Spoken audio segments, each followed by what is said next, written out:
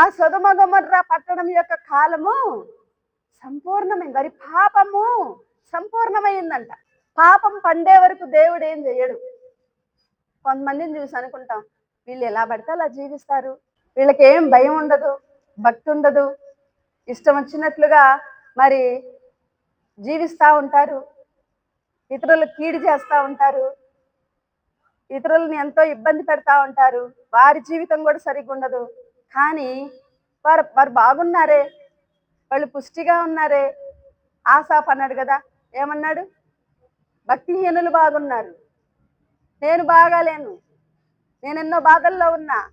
భక్తిహీనులు చాలా చక్కగా ఉన్నారు, వాళ్ళకి ఏ బాధలు లేవు, ఆయాసం లేదు, దుఃఖం లేదు, లేమి లేదు, ఎంతో పుష్టిగా ఉన్నారంట.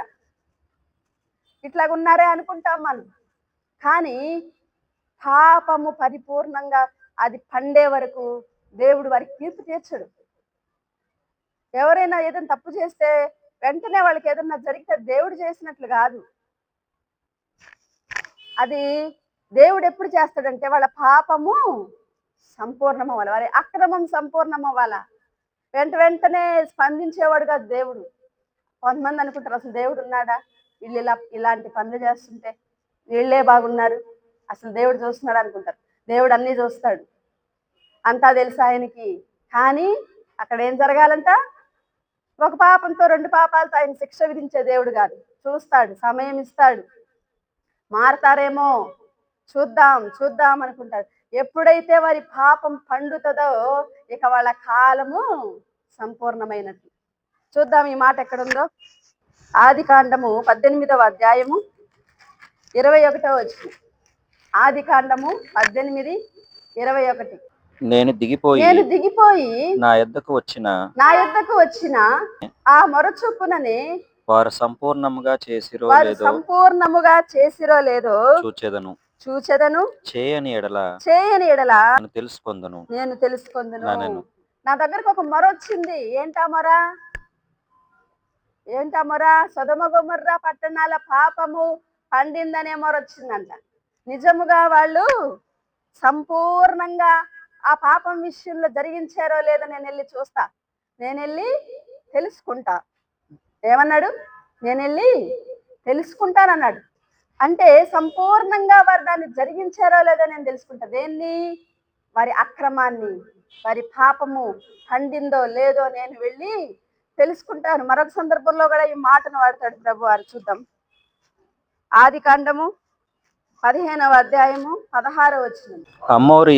అమోరీయుల అక్రమము ఇంకనూ సంపూర్ణము కాలేదు గనుక నీ నాలుగవ తరము వారు ఇక్కడికి మరలా వచ్చెదరు, నిశ్చయముగా తెలుసుకొనుము. అమోరీయుల అక్రమము ఇంకా సంపూర్ణంగా లేదు. కనాను దేశంలో ఉన్నటువంటి అమోరీయుల యొక్క పాపం ఇంకా పండల, ఇంకా సమయం ఉంది. అబ్రహాం అక్కడే ఉన్నాడు అప్పటికి. కానీ నువ్వు ఇప్పుడే స్వతంత్రించుకోవు, ఇప్పుడే ఈ కనాను దేశము నీ యొక్క కంట్రోల్లోకి రాదు, నీ చేతిలోకి రాదు. వాగ్దానం అయితే ఉంది, ఈ దేశాన్ని నేను నీకు ఇస్తానని వాగ్దానం అయితే దేవుడు చేశాడు. కానీ అది ఎప్పుడు నెరవేరుతుంది? అమోరీయుల అక్రమము సంపూర్ణమైనప్పుడు ఐగుప్తు దేశంలో నుండి నీ 4వ తరం వారు బలముగా ఇక్కడికి వస్తారు. ఇక్కడున్న అమోరీయులకి ఏం చేస్తారు? నేను అప్పుడు తీర్పు తీరుస్తా, అమోరీయులని వాళ్ళ చేతికి అప్పగిస్తా. ఎందుకు? అప్పుడు అమోరీయుల అక్రమము సంపూర్ణమవుతుంది, అమోరీయుల పాపం అప్పుడు పండుతుంది. అందుకని ఇప్పుడే నీ చేతికి నేను ఈ దేశాన్ని అప్పగించలేను. నీవు నీ పితరుల యొద్దకు మంచి వృద్ధాప్యంలో వెళ్తావు. ఎవరు ఈ యొక్క దేశాన్ని స్వాధీనపరుచుకుంటారు? ఎవరు ఈ యొక్క దేశంలో నివసిస్తారు? ఏ తరం వారంటే 4వ తరం వారు.